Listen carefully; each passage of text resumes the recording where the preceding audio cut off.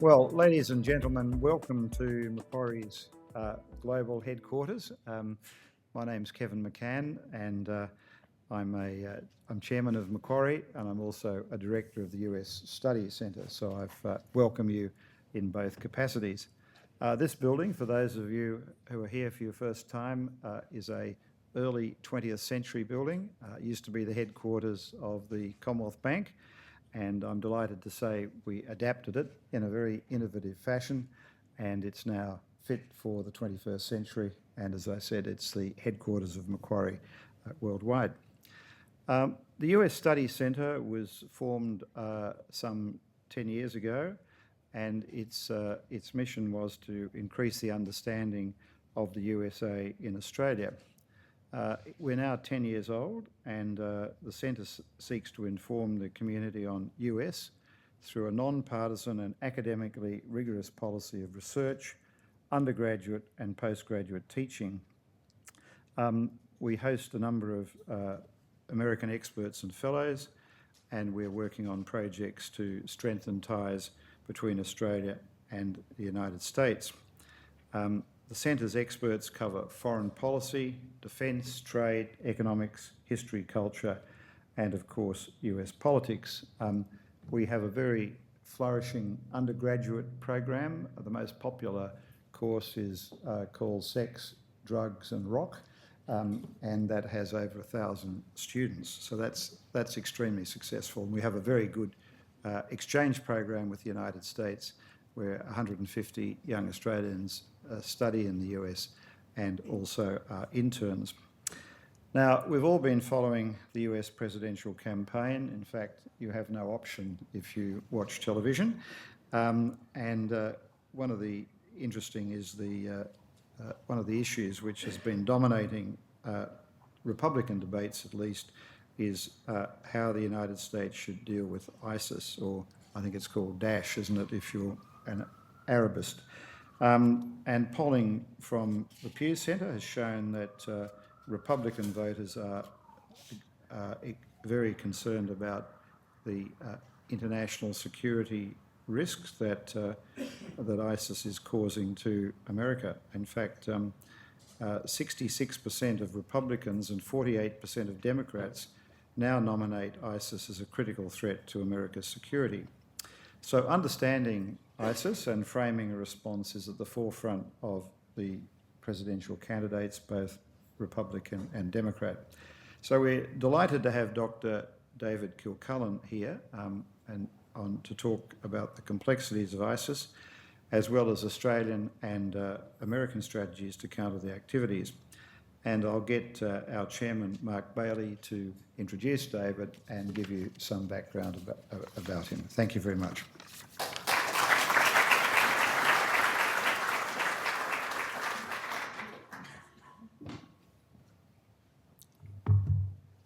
Thanks, Kevin, and also let me express my thanks to Macquarie for hosting the event this evening. As Kevin said, my name is Mark Bailey. I'm the chairman of the US Studies Centre at Sydney University, and we're delighted that you could be here this evening to participate in this forum and dialogue with Dr. Kilcullen.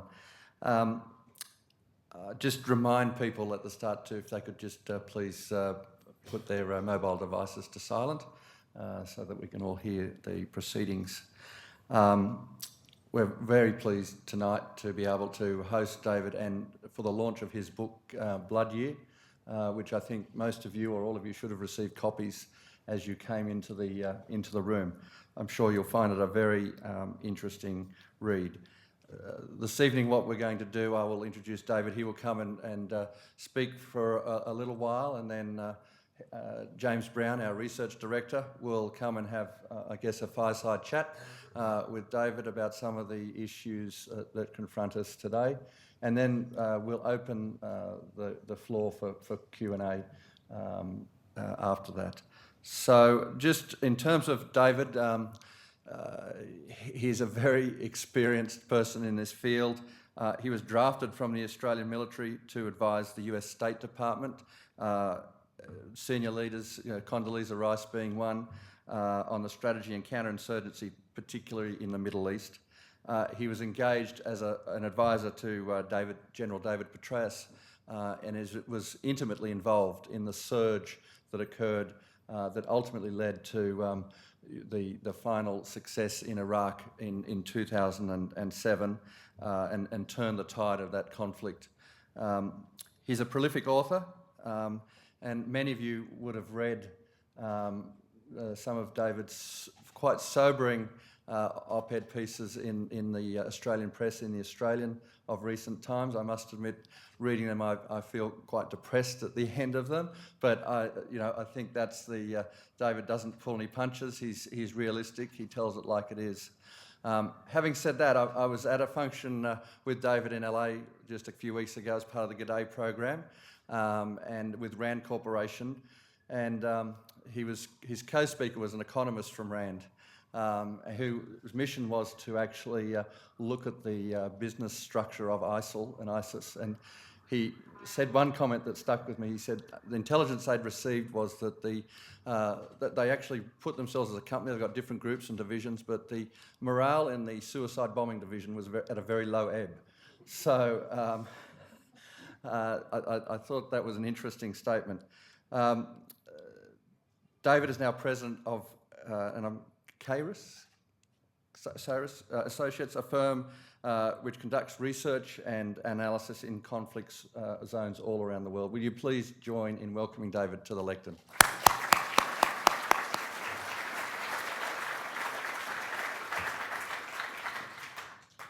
Well, thank you for having me, and thank you to both the US Study Centre and to Macquarie for hosting the event. As was said, I'm going to spend about 20 minutes laying out some ideas about how to think about ISIS. That's not going to answer any questions, I guess. It's just going to give us a framework for how to describe a very complex phenomenon, and then I hope form the basis for a more detailed conversation, which James and I will start, and then hopefully you guys will join in. So that, to me, is the more important part rather than what I'm going to say. So let me just kind of set the scene to start with. We've already mentioned the fact that there are multiple names for this entity that we're talking about. Some people call it Daesh, the Islamic State of Iraq and Syria. Some people call it ISIS. Some people call it the Caliphate. Some people call it IS. There's all these different names, and I think that shows you that we have yet to fully get a grip of exactly what is this thing that we're dealing with. And I want to suggest to you tonight that it's actually not one thing. It's actually three things. It's a central state-like organization that exists in Iraq and Syria. It is a network of 11, soon to be 12, regional terrorist organizations across the Middle East, Africa, and parts of Southeast Asia. And then it's a very amorphous, you might almost say disaggregated network of individuals, probably numbering upwards of about 150,000 in a variety of countries worldwide, perhaps as many as 80 countries worldwide. So let me talk through each of those, because each of them is different and each of them poses different threats. And then we can talk about how to think about dealing with those threats. So let's start at the top, this state-like entity that exists in Iraq and Syria. And I've often been critiqued by people for describing the Islamic State as a state. People say, well, it's a death cult. And in fact, those two things aren't mutually exclusive, right? There have been previous cases where death cults have gained control of states. But I think if we get a little more precise on that, there are a number of different sources in both customary and statutory international law for thinking about what constitutes a state. One of the sources of that is a thing called the Montevideo Convention of 1933 on the rights and duties of the state. It's not the only way of thinking about it, but because the US is a signatory, it's worth thinking about what that convention says are the criteria to be considered a state. A state has to control territory, or it has to exercise effective control over a particular territory. That territory has to have a population. It can't just be uninhabited ground. There have to be people living there. There has to be a government or a governing entity that claims authority over the territory and the population, and that government has to be capable of entering into relations with other states. And the convention goes on to say in Article 10, you don't have to have relations with other states, nor do you have to be recognized as a state by others, but having those criteria sort of puts you in the category of things that have the rights and duties of a state. So if we apply those criteria to the Islamic State in its central entity in Iraq and Syria, I would argue that it meets or nearly meets virtually all those requirements. Right now, it controls a network of about 10 cities across Iraq and Syria, an area in total about the size of the British Isles. It controls a population of around 6 million, so roughly the size of Singapore or one of the smaller Scandinavian countries. It has a government that calls itself the Caliphate, but has not only a military branch, but law courts, a taxation office, an education department, a series of hospitals. It runs schools, it operates power stations and water facilities and so on. So it's a sort of fully articulated state-like structure. And then in addition to all those things, it claims to have relations with other states. So it sells oil and gas on the international market into Turkey and into Syria. It sells electricity. Some people may not be aware, but most of the cities in the central part of Syria that are actually controlled by the Assad regime get their electricity from oil-fired power stations run by ISIS, and ISIS sells that electricity to the regime. It maintains a thing called the Cyber Caliphate, with which it maintains relationships with other like groups, and it engages in negotiations from time to time with state-like entities. So I'm not going to call it a state, but I'm going to say it's a state-like entity or a state-building enterprise. It thinks it's a state, and it most certainly fights like a state. If you look at the tactics adopted by ISIS fighters in Iraq and Syria over the past several years, they're conventional tactics, but using non-conventional means.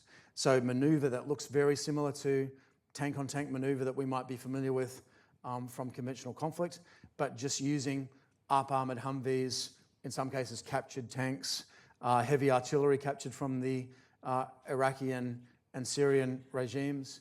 It has at least a couple of helicopters, but so far we've not seen them successfully fly any aircraft.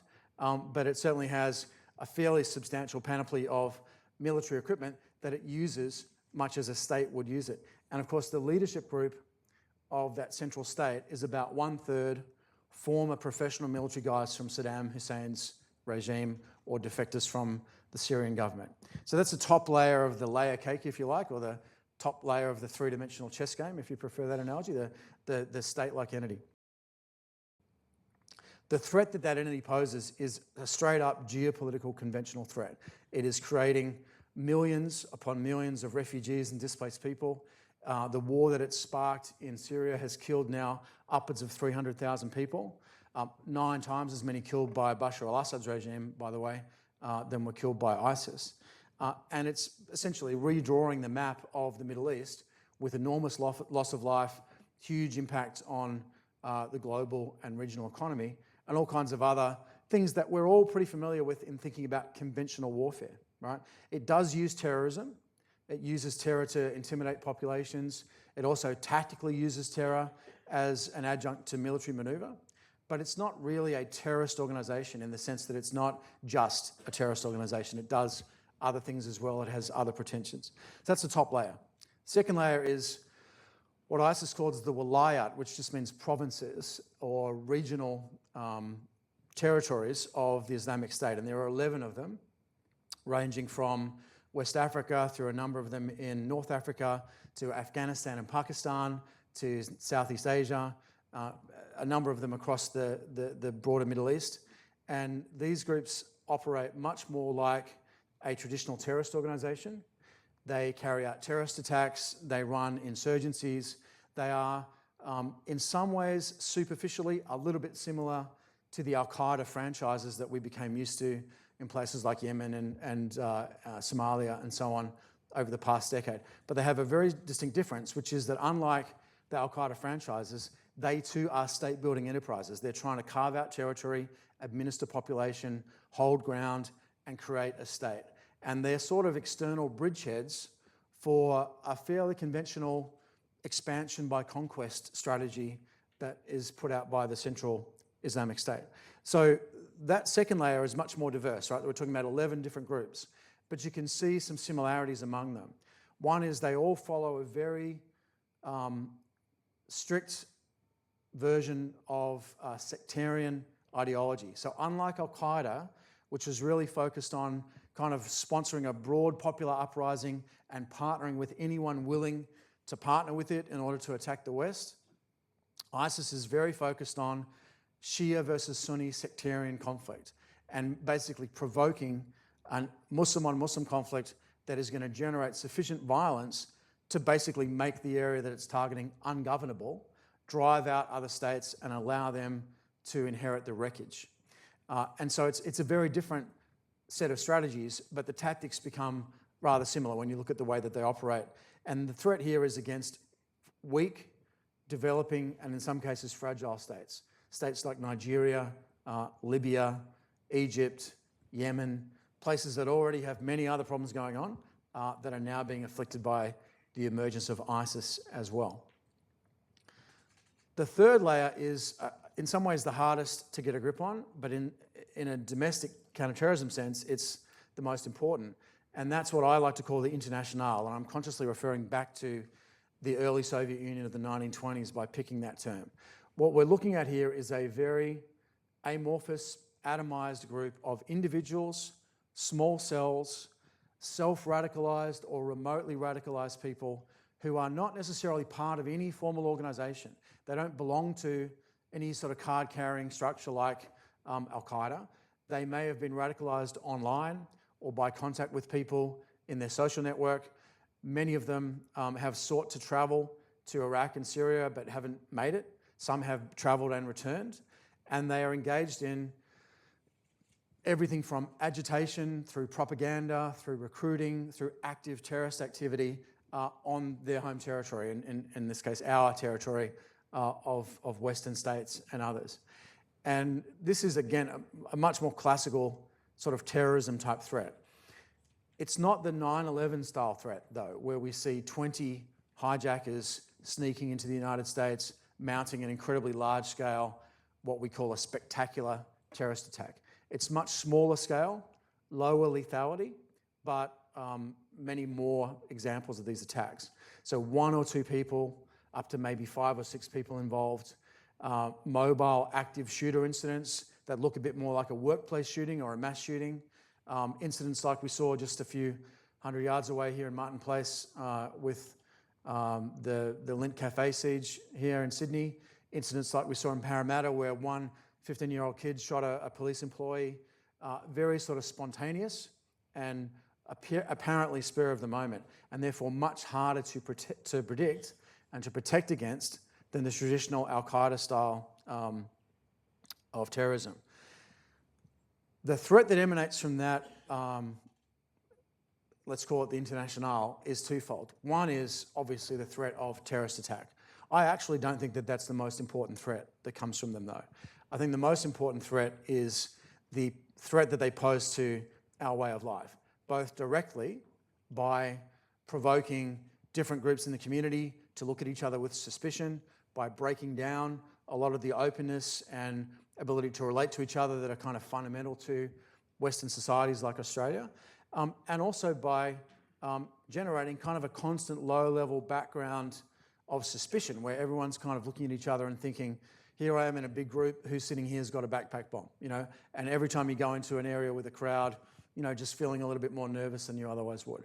And I think that sort of constant background threat tends to wear down people's sense of civic solidarity over time. So that's the direct threat. The indirect threat is that in dealing with this very amorphous type of threat, we will indulge in preemptive security measures, intrusive surveillance, really robust policing and intelligence efforts that, on the one hand, may keep us a little bit safer than we otherwise would be, but may also run the risk of destroying the society that they're trying to save. And it's kind of hard to take this seriously standing here in Australia, which is a country where we still broadly trust the institutions of government. We still think about the agencies as largely legitimate. I mean, people criticise the police or the intelligence services here for being incompetent. They don't run around with conspiracy theories that they're trying to take over the state. Now, you can go to the United States, or indeed many countries in Europe today, and you'll see a much darker, less solid relationship between intelligence services, the police, and society, and particularly that subset of society that security agencies call the Muslim community, which is not really a thing, right? It's a way we've decided to describe it in the post-9/11 environment. So again, a very different set of threats at each level. Strong, state-like, conventional, geopolitical threat that's killing a lot of people, destroying the global economy and generating mass damage at the level of the central state. You've got these 11, soon to be 12 groups globally that are trying to carve out territory and form sort of proto-states and ally with the Central Islamic State. And then you've got this amorphous mass of radicalized or self-radicalized individuals. How do we deal with each of those threats? Well, the way that I've described it, I think, tells you what the answer is, right? At the conventional, state-like level, the requirement is for a straight-up military conventional response. It's not a matter of counterinsurgency. It's not even really a matter of counterterrorism. We're talking about large-scale urban warfare in cities that are controlled by an enemy with tanks. Whether we want to engage in that, whether we have the stomach for that fight, that's a different question, right? But if you want to deal with that threat, that's what's required. When you look at the regional terrorist threats, again, it's fairly obvious what we need to be doing. We need to be working with regional partners. We need to be engaging in the kinds of reform efforts and foreign assistance efforts that can help them cope with those kinds of threats. And we need to be helping them to share information, both with us and with each other, as a way of better protecting against the threat. Again, that's pretty obvious, and it's something that we've known about for a long time. And Australia is actually one example of a country that's done pretty well in doing that kind of regional partnership. But globally, there are two problems that we've seen with our response to date. One is that we focus much too much on the assistance and capability development and not enough on the reform element. So we end up teaching corrupt cops to be more efficient corrupt cops, and we end up teaching oppressive militaries to shoot straight. And that doesn't necessarily help you when the problem is that people don't like the government. So I think reconceiving of some of what we're doing in reform terms is really important, but also resourcing it. We're talking about a very large-scale effort and a long-term effort, and one that isn't going to be over overnight. And then finally, at the local level, I think that the deal is, it's policing. It is particularly community policing and community engagement. It's intelligence work in a fairly light footprint kind of a way that respects people's human rights, but also tries to figure out ways to predictively understand the kinds of threats that are out there. But I also think fundamentally we need to recognise that nothing we can do and no amount of intrusive police state activity in our own society is going to guarantee that there will not be a terrorist attack in Australia. There have already been 3 since 9/11. Security services have foiled at least another 6 in that same time frame. So we know that the threat is out there, but that's not necessarily a reason to engage in heavy-handed policing or preemptive security. I think at some level we have to accept that this stuff is going to happen, and that the price of having an open society that we all want to live in is that fairly often this sort of stuff is going to take place for the foreseeable future. Final thought, then I'll throw to James and we can have a bit of a conversation. As we think about these sort of 3 layers of threat, I've described them as separate, but of course they're not. They're actually very closely connected. And when we take action against one layer, they can react at a different layer. So I do think that we need to be focusing on rolling back the ISIS central state in Iraq and Syria. But don't think that by doing that, we're going to necessarily reduce terrorism at home. It's actually a different problem set. And ISIS has actually shown that when it loses ground in Iraq, as it's doing now, or in Syria, as it has at different times in the past, it lashes out at the level of the wilayats, at the level of the regional provinces. So the Paris attack in November last year was in part a response to pressure being put on the Islamic State in Syria and in Iraq. Similarly, when our partners do well in confronting threats at the regional level, we sometimes see a spillover of violence into the domestic level of the international. So that doesn't mean that we shouldn't be dealing with the threat to the global system that is the Central Islamic State. But that doesn't mean that by doing that, we'll be necessarily reducing the threat at home. And we may, in fact, just unfortunately need to get with the fact that we're going to be dealing with an elevated terrorism threat for the foreseeable future. So I don't want to end on a bad note, and I'm not. We're going to have a conversation now, and you guys, I hope, will get to pose whatever questions you want to pose later on. So James.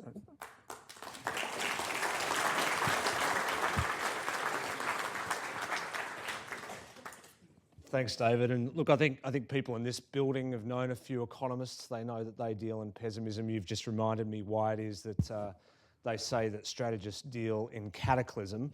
So hopefully we can find a few bright spots in sort of the firmament of the world of ISIS. I just want to thank you for providing such a clear breakdown of this group. It's complex and it's rare that you sort of get an encapsulation of it in that way that helps you sort of understand just how many levels you need to face a campaign on for this group. I want to start by looking at the US response to ISIS that we've seen over the last few years, and then asking you about some of the other players in this morass who are sort of behind the current efforts to negotiate a ceasefire in Syria, but who will also be decisive in turning around some of these problems in the Middle East. Yeah.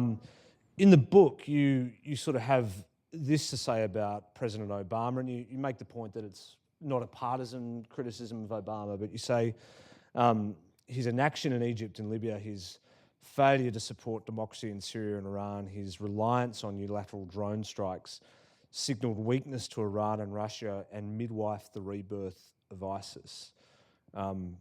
You are not getting invited to President Obama's farewell party, but where did he go wrong with his response to this problem? How did he misread it? How did he sort of tie himself in? Yeah. So let me start by just acknowledging something you just said, which is that's not a partisan attack on Obama. If you think that's critical, you should see what I wrote about President Bush in the book. And certainly not getting invited to any of their Christmas parties either. I think you've got to recognise, and I think it's obvious to Australians as much as to Americans, that when you go through a change of government, people tend to vote out one government and vote for kind of the opposite, and Obama was voted in as basically the anti-Bush. And that's exactly what people wanted, and that's certainly what we got. So President Bush was very unilateral. He was kind of reckless. He didn't think things through. He delegated decision-making authority to probably too low of a level to people like Rumsfeld and others in his cabinet, and didn't really take the reins of the problem until the time of the surge in Iraq. And that created this massive strategic mess that we're dealing with now. President Obama was elected to be the opposite, and that's exactly what he was. He was not unilateral. He tended to coordinate with, if anything, too many countries and try to lead from behind. And that meant that often the response was lowest common denominator rather than exercising leadership, sort of working on a consensus basis. He also centralized decision-making in his own hands very tightly.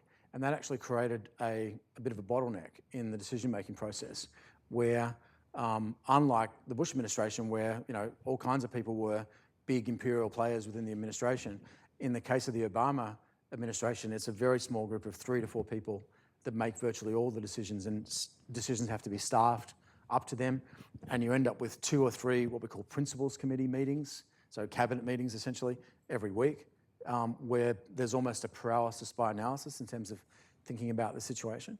And I also think that where President Bush sort of didn't think through far enough ahead what was going to be the outcome of some decisions, the Obama administration is very good about projecting out all the really difficult things that may come up if we do this or if we do that, and that tends to prevent them from taking decisive action quickly when things come up. And you mentioned the inaction in the face of Syria, and I think that's probably the classic example, where we had at different times, at least at the beginning of the war in 2011, certainly in August 2013, the opportunity to dramatically alter the course of events in Syria without committing troops or without engaging in military action necessarily, although 2013, that was certainly on the table. But we missed those opportunities. And one of the issues here is path dependency, right? We're locked into a set of decisions that are narrowed by all the previous decisions we've made, and now we're faced with a fairly narrow set of, frankly, bad choices as a result of that. So, Russia and Iran both have intervened at different times with different objectives, but you see them fairly unified in what they want. I mean, what are they trying to do, particularly in Syria? So people are probably aware that there's some very serious fighting going on north of Aleppo, which is the second largest city in Syria right now. And that is, in my view, is a coordinated Russian-Iranian effort to get themselves into the strongest possible negotiating position before the beginning of talks, which we expect to happen in the next week or two. And the reason for that is, as you mentioned, they've got very clear and fairly unified strategic objectives. We have intervened in Syria against ISIS, but it's not really clear what we're intervening in favour of. It's very clear that they're intervening in favour of the Assad regime. Not necessarily Bashar al-Assad himself, by the way, right? Neither the Iranians nor the Russians have a particularly close personal relationship with Bashar al-Assad, but they want to preserve their own geostrategic interests. So in the case of Russia, it is the naval base at Tartus. It's their long-standing relationship with the Syrian regime. It's their influence in the region. And they're essentially pursuing what they're doing in Ukraine, trying to create almost a frozen conflict where they preserve their interests even if the conflict isn't solved. The Iranians are looking at something different. After the Axis of Evil speech in 2002, they essentially decided that they needed to create a whole deterrent structure ranging from a nuclear program through efforts in Iraq to efforts in Afghanistan as a way of deterring any future US attack on the Islamic Republic. And for them, it's about expanding that buffer zone as far as they can. And if you think about it, the Iranians are on the verge of controlling territory all the way from Herat in Western Afghanistan to the Golan Heights on the Israeli border. And that's kind of the drive that they're pushing forward. I would just say the Iranians and the Russians are not unified in every way. They do have different interests and they do see the problem differently. But in this case, they're unified in trying to support the incumbents in both Iraq and Syria. And we are the only player out there that's not either trying to overthrow both the Iraqi and the Syrian government or to protect both the Iraqi and the Syrian government. We're the only ones out there that are trying to overthrow one and protect the other, right? So every time we do something on one side of the border that helps our interests, it hurts us on the other. So we've got the more difficult problems, so we've also got the more sort of difficult partners, I guess. I don't know whether difficult is the right word, but how would you characterise particularly US allies in the region and the way they're sort of approaching the problem of Syria first and then ISIS overall? Well, I do think, as you mentioned earlier, that the intervention of the Russians into the problem in the Middle East has really changed the calculus for a lot of allies who now have an alternative to the US coalition, which many felt was, as I said in the book, kind of feckless over the past few years. And now you've got the Russians who at least are giving the appearance of being a robust alternative. And people as diverse as some players in Israel, through people in Turkey, through the Iraqi cabinet, are thinking maybe we're better to preserve our options and not necessarily throw our lot in with the US. So I think that's definitely changed the perception of regional allies. I would just also call out Turkey, Jordan, and Lebanon, all of which have carried this immense burden of refugees and displaced people from both Iraq and Syria for a number of years now, and are really struggling to sustain that. And of course, the overflow of refugees into Europe is in part because these countries have just reached saturation point and haven't really been given the assistance that they really need in order to sustain that flow of displaced people. So, I mean, Australia is engaged in this fight. Australia's got a voice in the coalition against ISIS. How would you characterise Australia's involvement in this campaign? Is it the right level? Is it too much? Is it too little? How would you approach it differently? Australia's level of participation, I think, is about right. We are the second largest contingent in Iraq. We are one of the earliest participants in the air campaign, both Iraq and Syria. Right at the beginning of the Western-led intervention in Iraq in 2014, Australian aircraft were dropping humanitarian supplies to the Yazidis when they were encircled on Mount Sinjar, some of the first humanitarian supplies to get to them. We've been there right from the outset. But if you were to sit down with Americans and say, who's the second largest contingent operating, they wouldn't know it was us. I think we have probably done about as much as we need to do in order to be a serious contributor and player in the alliance. There's always more you could do in terms of resettling refugees and providing humanitarian assistance. So that's there, and it's something that is worth thinking about. But in terms of military commitment, I think we've probably given about as much as we need to give at this point. I certainly would not recommend, ground troops or, massive escalation in air power, because Australia's participation, important though it is not going to be decisive, right? It'll be US, Russia, and others that really set the tone at the peace talks for what happens in Syria. and then obviously for what's going to take place in Iraq. So let me change direction a little bit. I mean, your company, your contacts, you've got a wide network in the region. In the book, you talk a little bit about some of the contact you've had with people who were in Palmyra, or information you've had on people who've fallen under ISIS in that city. You talk a little bit about what it was like to have Mosul conquered by ISIS. I mean, what is life like inside the Islamic State for people who aren't part of Islamic State? Well, it's pretty bad. It's not unlivable. I mean, you can survive.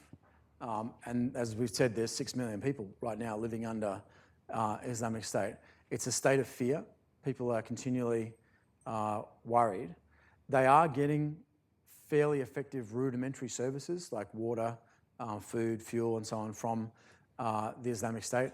There's a very strict justice code, which is ironically kind of reassuring for a lot of people because they lived in such a chaotic environment for a long time that when someone comes in and says, here's the rules, and you follow these rules, you'll be safe, that makes people kind of reassured. But there is, in fact, an armed opposition against ISIS in many of the cities that they control, including in Mosul. There's a group in Mosul called the Free Officers Movement that actually assassinated the ISIS governor of West Mosul last year. There's even an armed opposition in Raqqa. There are people out there doing anti-ISIS graffiti in many cities that they control. So we tend to regard the population as kind of passive hostages held hostage by ISIS. Assad and the Russians tend to regard them as active accomplices of ISIS. That's why they bomb with relatively little concern for civilian casualties. I think the truth's kind of somewhere in between, right? They're not really passive. Many of them are active and actively opposed to ISIS. Remember also that ISIS doesn't have to be good, because the people it's competing with is Assad and the Shia sectarian regime of Nouri al-Maliki, which was assassinating Sunnis and carrying out sweeps against them before the middle of 2014. So they just have to be better than those guys. So that old joke of you don't have to outrun the grizzly bear, you just have to outrun the person that you're hiking with, right? And so that's the dynamic that we've got. They don't have to be great. They just have to be better than these dictatorships, or better than Assad. And you also make the point that on relative balance of groups. I mean, you make the point that one of the groups in this campaign, Jabhat al-Nusra, now has somehow managed to successfully paint itself as the more moderate opposition, right? Right. I mean, it's like Donald Trump standing next to Sarah Palin. Like, looks very rational by comparison, but in fact is not, right? I mean, so Jabhat al-Nusra has successfully painted itself as the thinking man's alternative, right? The sort of more moderate version. That's not really the case. They have a different strategy. They're much more Syrian than they are Iraqi. The leader of al-Jilani, the leader of Jabhat al-Nusra, has spoken, and I quote him in the book at various times, fairly soothingly, to say, look, we're all in this together. We want to overthrow Assad. We're not here to dictate what the form of the state should be after that. We'll all make that decision once we've successfully overthrown Assad. In classical insurgency terms, they're running a popular front strategy, right? They're trying to get as many people on board as they can. They're not running the sectarian strategy that ISIS is running. But when Jabhat al-Nusra captured Dishr al-Sugur, which is a town in northern Syria last spring, they beheaded 480 people in the main square of the city, right? Much like we've seen ISIS do. The difference is they didn't put it on TV, right? They kept it secret. So whereas ISIS is broadcasting that and saying, we're really bad, be frightened of us, and trying to provoke violence by atrocity, the Jabhat al-Nusra guys are like, hey, nothing to see here, we're all good. And they're running a very different kind of a strategy. But certainly, I would argue, pretty dangerous. And if ISIS were not there, we would still have to be really worried about Jabhat al-Nusra. So I want to ask you a question about the ceasefire that's on the table in Syria. I mean, I think it's pretty remarkable that Kerry and others have been able to get the players to the table to agree to something, but this doesn't involve everyone, right? How do you see this playing out? How do you see this ceasefire working? Well, firstly, I think it's a massively positive step, right? I mean, Secretary Kerry's been working on this for months. There's been many starts and stops. Stefan de Mistura, who's the UN envoy, has been working closely on this as well. Even my teams have been out there at different times providing support to the peace process. It's really important. There are a lot of Syrian peace activists that have told us, look, it's better than nothing, right? We want to get people at the table to start the discussion. But as you point out, there are two really important groups that are not involved in this peace discussion, and they're the two that we've just been talking about, ISIS and Jabhat al-Nusra, which together dispose of about 50,000 troops across Iraq and Syria. So there's a really important player that's not in the peace process. And that's a real problem, right? Because right now the idea is that the Assad regime will meet with the so-called moderate or secular rebel groups, that they'll agree to a ceasefire, they'll engage in confidence-building measures as a result of that, and then there'll be a process of reconciliation where there'll be a transitional government or a provisional government that will result in a referendum or some other method of deciding who Syrians want to be their government going forward. There's a dispute between the West and Russia and Iran on what happens to Assad personally. Does he have to step down at the beginning of that process? Does he get to preside over it? Frankly, having some experience as a diplomat, that's not irreconcilable. That sort of stuff, you can work that out. But the problem is you still got ISIS and Jabhat al-Nusra, right? So let's imagine that by magic tomorrow, we make a perfect peace deal, and suddenly we're into a reconstruction and post-conflict stabilization environment in Syria, trying to implement that peace deal. 11 million displaced people, half the country destroyed, 400,000 people killed, 1.1 million people now in Europe, many of them from Syria. It's going to take 10 to 20 years to put Syria back together again, possibly several 100,000 UN or international peacekeepers to support that kind of, like Bosnia on steroids, to support that kind of process. And you're doing that when you still have Jabhat al-Nusra and ISIS kicking around in the environment, who of course are going to be attacking you as soon as you get in there. So we run the risk, I think, of getting ourselves back into something that looks a hell of a lot like the Iraq War after 2003. So I think, again, you think it through and you think about where this is heading, and I think you realise that this problem's not going away anytime soon. We're going to be stuck with this, even on the best possible case, for a long time to come. And for the sort of ISIS Internationale, as you described it, what do you think 2016 will show for them? What will they do? I don't know. Do you think I should go French or Italian? Are we going Internationale?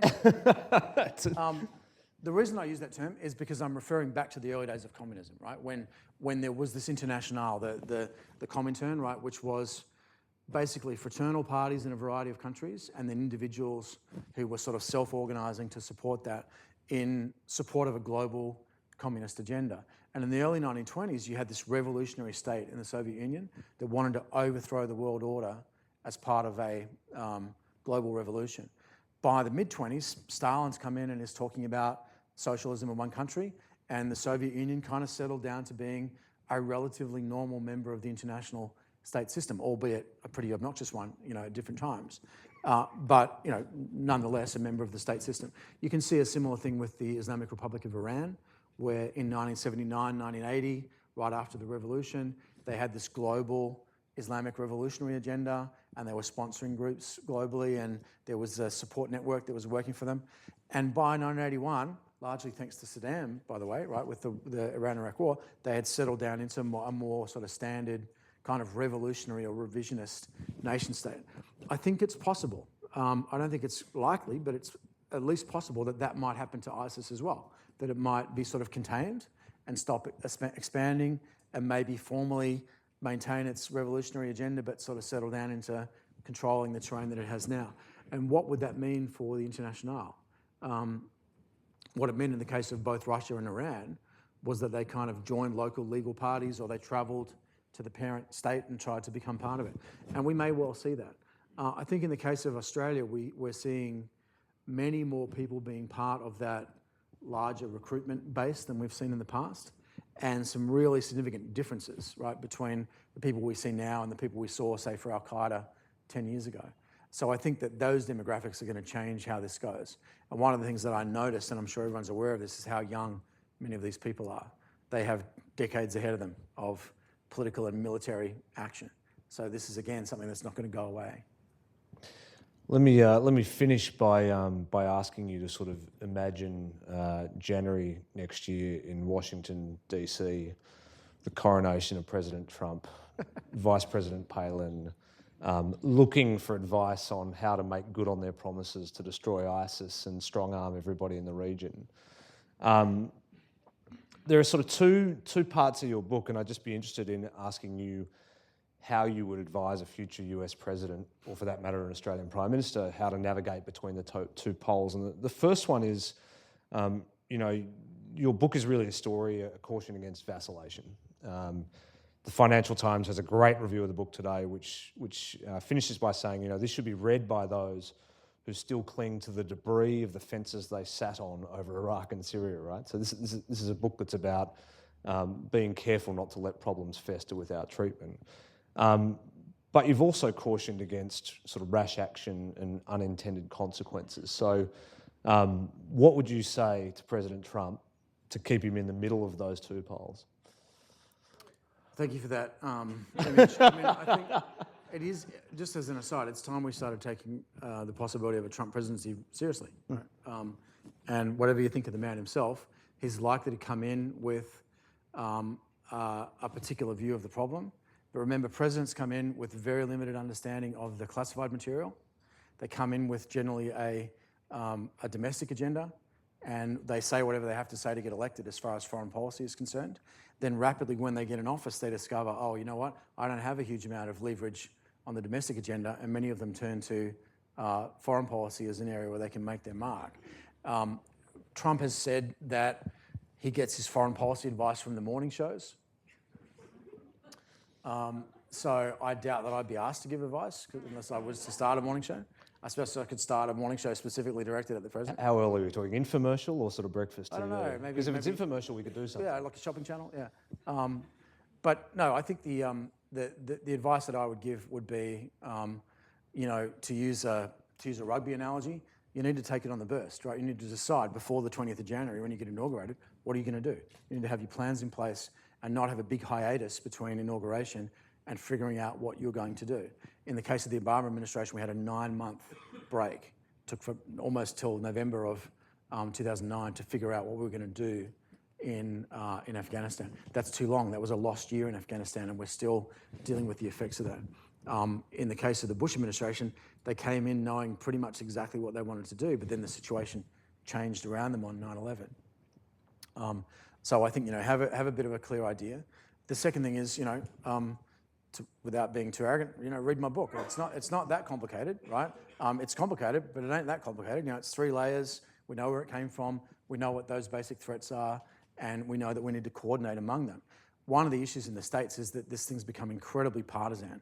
So people are talking past each other, and people are almost putting forward alternate versions of history about what happened. And so what I've tried to do in the book here is to actually capture, what did really happen and what we know, as a non-political, what I saw from both those administrations. And I hope that someone in each administration, whether it's a Clinton administration or a Trump administration or a Sanders administration or a Rubio, goes back and reads that and says, oh yeah, I remember that now.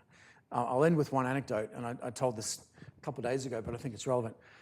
End of 2012, I was out in a place called Dayak, which is in far southeastern Afghanistan, right? Totally isolated little Navy SEAL outpost in the middle of nowhere, surrounded by Taliban, getting attacked like every night. And I was about to fly out of there, and the Navy radio operator on the helipad looked about 12. And I said to the guy, how old are you, mate? And I was like, I'm 19 years old, right? This is December 2012. So that guy was in primary school on 9/11.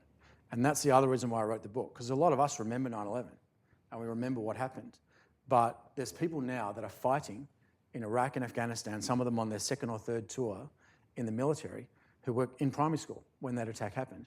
And many of them have never heard, like, how did we get here? And it's almost like now we're waking up after a big party, with a big hangover, and we're like, how did we get here? And so partly what I'm trying to do here is to say, hey, there's a history here, and we need to think about how that happened so we can understand where to go next. I do hope that the US ends up with, as Australia ends up with, a political leadership that it deserves and that is able to take this forward to the next phase.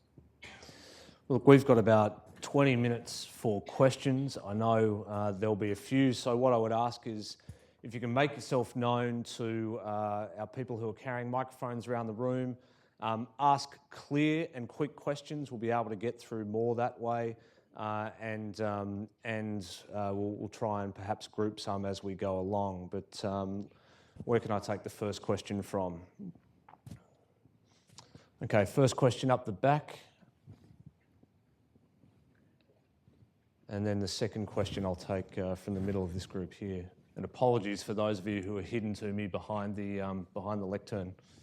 I'm James Dodaro, and I direct the Center for National Security Studies here at Sydney.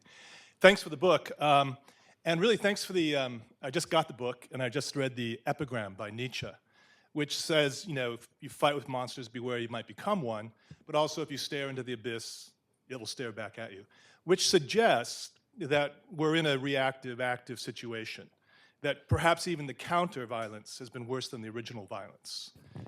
Maybe I'm wrong, but what I want you to respond to is really something else Nietzsche said, that insanity or madness is rare among individuals, but it's quite common among nation states. And then he goes on to say, also political groups. So how do you break that cycle that we see the US has been caught in for some time now, almost it's like imitative. It's like we play into the hands of Al-Qaeda, we play into the hands of ISIS. And I know you pride yourself on being a professional soldier and not being political, but I say you have to deal with this mimetic relationship if you're ever going to get out of this cycle of violence and counter-violence. So, Yeah. your advice. So firstly, I fully agree with you, James. It is I call it evolution and co-evolution, right? Where we do something, they respond, we react, they react, and we co-evolve, right, together into a sort of almost a codependent relationship. And that's very true of actually all civil wars, where once the violence starts, it sort of develops a life of its own and it continues to roll. That's certainly true here as well. I'll answer your question by referring to something that I say in the book, in the last section of the book, which is that we have certainly gone through many reform efforts since 9/11 on the military side. And I think the military piece of it, we've actually begun to do reasonably well. The issue is not that the military doesn't know how to fight terrorists or it doesn't know how to do counterinsurgency. The issue is that our nations don't know how to translate battlefield success into peace and political stability going forward. And that's the piece where I think we really need to be focusing our effort, what academics would call war termination, right? And the kinds of issues about translating a change on the ground into a better environment going forward. And you know, you could pour vast amounts of money and huge amounts of organisational change effort into the military and trying to fix the military. That's not going to fix the problem, because I would argue it's really not a military problem. It's a problem of the civil-military relations and translating one into the other. Next question down here.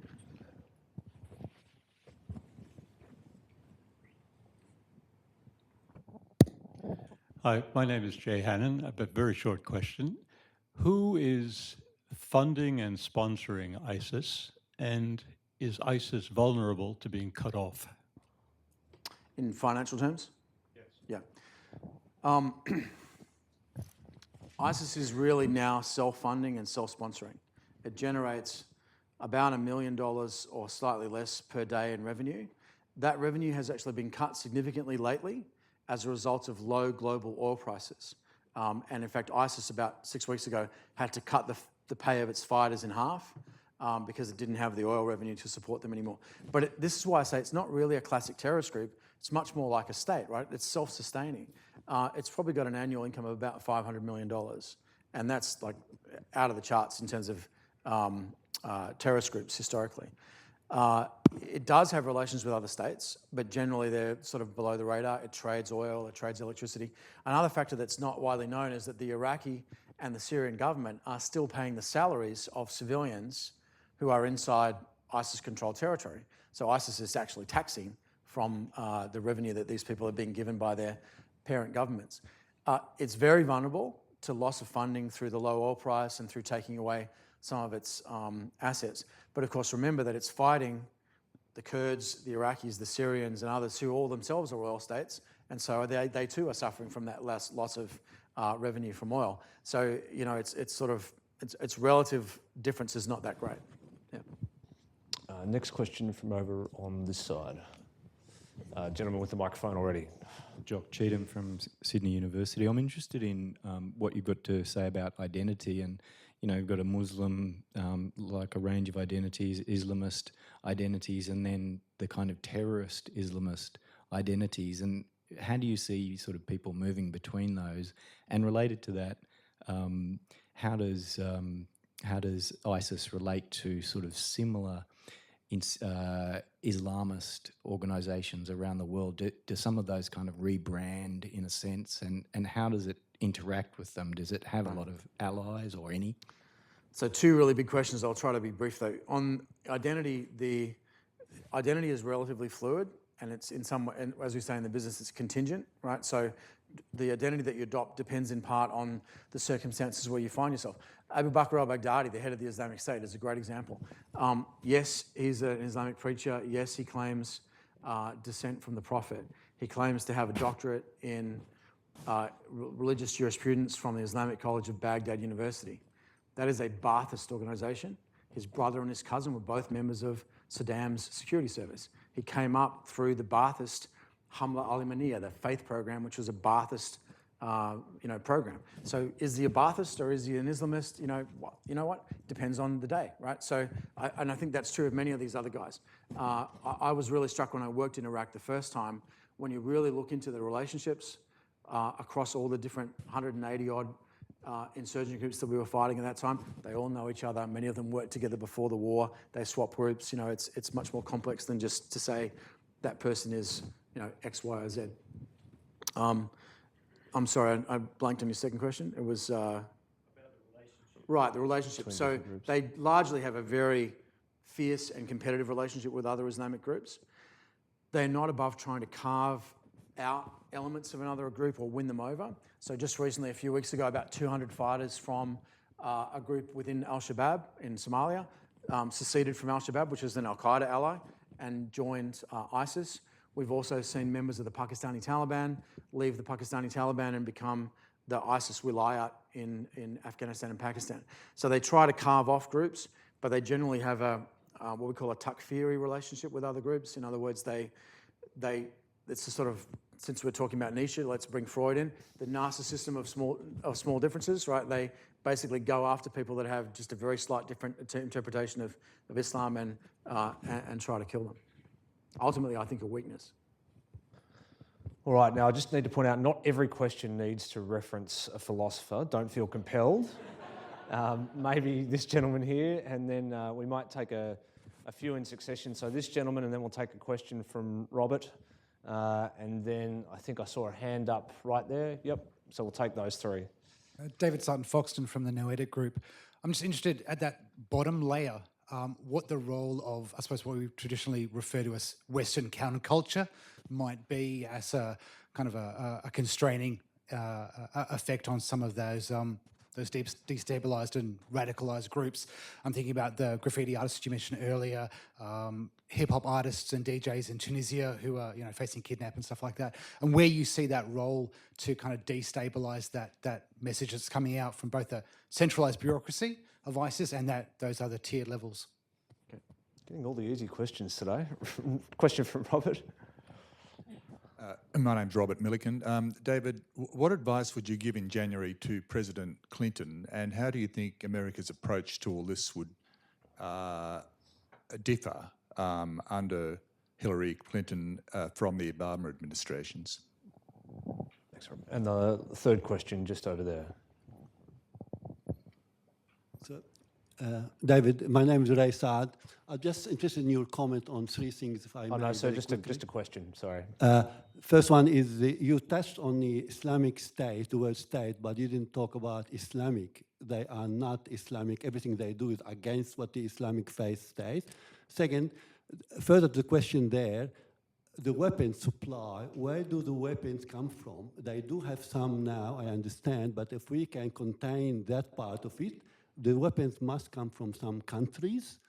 Third one, you talked about Sunni and Shiite, is yes, but I think they do target other religions as well. They target Christians, Yazidis, and everyone who is non-Sunni, not just Sunni and Shiite. Right. So three questions there, I think, for you to choose. Sure. So on the graffiti counterculture question, I think it cuts both ways, right? There is certainly a strong movement. You mentioned hip-hop. There are other movements amongst young people. The average age now of ISIS recruits in the International is early to late teens. So that's nearly 10 years younger than what we saw with Al-Qaeda recruits. And a lot of the CVE, the countering violent extremism stuff that's been done by governments has kind of fallen flat because it's done, anyone over 21 that's doing it, it's not working.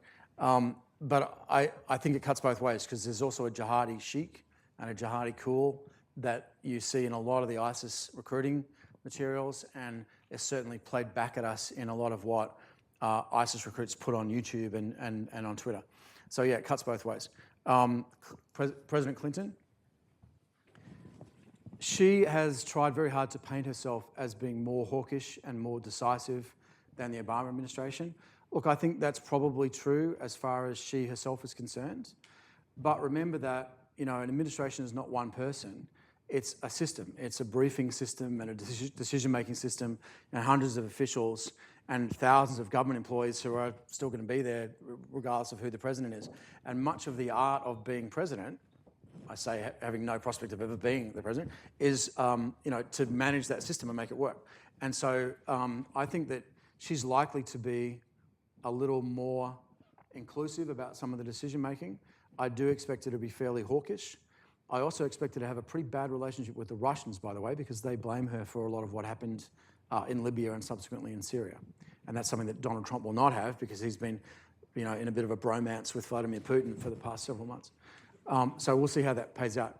And Ray, good to see you, mate. And the great question. Yeah. So I defer to your view on whether they are or not Islamic.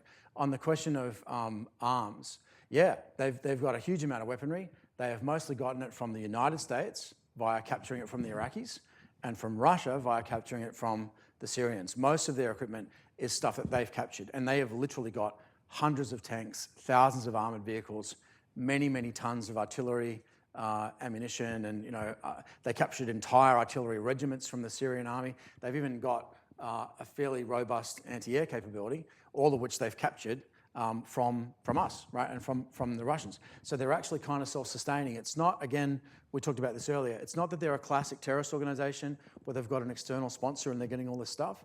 They're now, largely self-sustaining. They are losing that in battle, but they've still got, plenty left. Yeah, so great question. And their own drones now, I see. They they've do. Been experimenting with. They've got some pretty rudimentary drones, but they certainly are operating air assets. Yeah, mainly for reconnaissance right now. Right, I've been very neglectful of this side of the room, so perhaps a question from Deborah Snow down the front, and then the lady with the glasses in the far panel, and then the lady who has very patiently been holding her hand up for a little while there as well. Thanks, James. Deborah Snow from Fairfax. David, thanks for a fascinating address. I wanted to bring you back to the question of the refugee outflow to Europe. I've never been clear whether this is something that ISIS worries about. Do they seek to prevent it or to exploit it?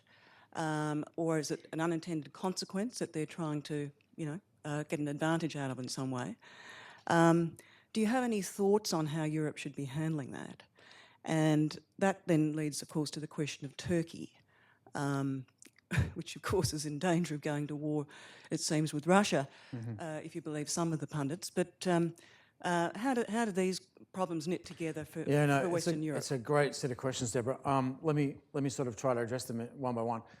ISIS doesn't worry about the outflow. It's not trying to stop it. It is trying to exploit it. The Syrian passports that were found in Paris at the scene of the Bataclan attack, and one that was found in Greece, I think deliberate manipulation by ISIS to try to provoke backlash against immigrants. We're looking at 1.1 million formal asylum seekers into Europe in 2015, probably at least as many illicit or illegal trying to make it in as well, and the same number will come in or more in 2016. And this is into a Europe that's already dealing with the Eurozone financial crisis and a really severe set of economic problems that are even apart from the monetary problem. And that burden of refugees falls unevenly on different countries. So Spain, Italy and Greece are really bearing the brunt of the border enforcement problem and carrying a lot of weight that they really are ill-equipped to handle. Denmark, a couple of other Scandinavian countries, Germany, are bearing the brunt of the resettlement problem. And you can see, in Cologne and other cases, how that's generating a pretty substantial backlash. That's often been characterised in the media here as a right-wing backlash. That may have once been true, but I think it's now becoming a bit more of a mainstream backlash. So I think that's a real worry for Europe, right? Because one of two things is going to happen. Either they will successfully absorb, let's say, 2 to 3 million refugees in the next couple of years, and that will put enormous strain on the European welfare state and on interstate relations within the EU and who's going to fund that and the resettlement challenges. Or they're going to fail to successfully reintegrate them, and you could have a pretty significant pattern of violence. There's already been almost 2,000 incidents of violence against asylum seekers coming into Germany over the last year. So how should they handle it? Obviously, it's a matter for European leaders, but I think they need to start thinking about how to better burden share, both in terms of border security and resettlement across the whole EU. For us sitting here in Australia, one of the biggest implications of it is the possible breakdown of the Schengen system and the fact that we may see the reimposition of internal customs controls and border controls within Europe, which would potentially break that up as a single market and could have even more significant financial implications. That, of course, knocks on to Turkey, right? And as you've said, that they are a frontline state, as they like to describe themselves here. Don't forget also they're a NATO member. So if Turkey goes to war with Russia, NATO goes to war with Russia because of the Article 5 provision of the NATO treaty. And they've already shot down a Russian aircraft. And there was another incident, not as widely reported, where Turkish aircraft crossed the border into Syria and found half a flight of Su-25s waiting to jump them on the other side, as sort of Russian combat air patrol over there, guys doing airstrikes on civilians around Aleppo. So, there's a real danger here that we're going to see complex intermingling of Turks, Russians, Syrians, and so on that could lead to a miscalculation, even if people don't want to go to war. Turkey has also significant other problems with a bit of a spike in Kurdish violence over the last year and the encroachment of ISIS onto their territory and a lot of violence inside Turkey as well. So what looked like a very strong and robust AKP government and a sort of neo-Ottoman foreign policy 2 or 3 years ago is now looking a lot more shaky. And again, that's the eastern flank of Europe as well as the northern flank of the Middle East. So not a pretty picture. Yeah. We've probably got time for the last 2 quick questions from over this side of the room, madam. David, this is sort of a personal question. I guess I admire your personal resilience in continuously looking into the abyss, I guess. Do you have any advice for people and institutions about how to stay so personally and I guess from a human perspective resilient in the face of a lot of negativity? And I guess apologies, this is a personal question, but I'm fascinated. Thank you. I'm going to dodge the question a little bit. We ran a network of 4 teams in Syria and analysts in places like Cairo and Beirut and Erbil and other places. And our job was basically tracking aid and who was stealing it and refugees and working for NGOs and humanitarian aid agencies. And I found that if I let my analysts stew on what they saw on YouTube and think all night about what they're seeing in the reporting about atrocities, they got tired and exhausted and dispirited really quickly, and I had to give them pretty frequent, literally sanity breaks to be able to handle that. And then after a little while, we hit on a solution and we began to send them forward to the region to spend time with the communities that they were reporting on, and that gave people a whole different perspective because they were able to see the courage and the good humour and the sort of resiliency that people that are really suffering are displaying, and that really puts reading about it in the reporting or seeing it on YouTube in perspective, so I think that's part of it, is having a perspective of where you fit and not kind of making yourself the centre of the story. Like bad things happened in Syria and Iraq. The most important thing about that is not how it made you feel, is what happened to all those people. The other thing I think is maintaining a sense of proportion and recognising that things are bad, but they're not uniquely bad, and we've seen this before, we'll probably see it again, and trying to understand the drivers in a sort of more academic way of what we're seeing on the ground. And sometimes having that academic distance can actually help people sustain personal engagement longer. Yeah. So yeah, great question. And anyone that's doing analysis of any of this kind of work has to confront that. And the other question is, do you take sides? I try really hard not to take sides in domestic politics in Australia or the US or anything else, only because I don't think professional soldiers should be doing that, frankly, and also because it's already too politicised and we're talking past each other. But on the ground, you've got to take sides, you know, and when you see what is happening to people in the region, it's you know, impartiality amongst those different players, you know, it's a pose, and you need to say, no, actually, these guys are bad, these guys are less bad, but you know, these are the guys that we need to be worried about first, and we'll get to these guys second. Look, I think that's the right place to finish this conversation. Oh, there's one more. Oh, okay, hang on. And it's from SBS. I know you've been a very patient man, but we're out of time, unfortunately. So I think we'll finish the conversation there. An absolute tour de force, David. We'll now have some time for you to chat to David over drinks. I'm not sure he'll be able to sign all 230 copies of the book, but he might sign a couple.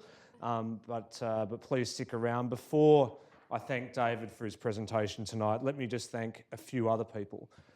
Kevin McCann and Macquarie, thank you for letting us use this fantastic space, and to Chris Hemming and the team who make everything so seamless getting people in and who will no doubt seamlessly get us out as well. Thank you very much for letting us be here. It's a beautiful building. To Black Ink, Anna Lenski and your crew, who've been very busy getting David all over Australia over the last week or so, on and off Q&A without too much trouble last night.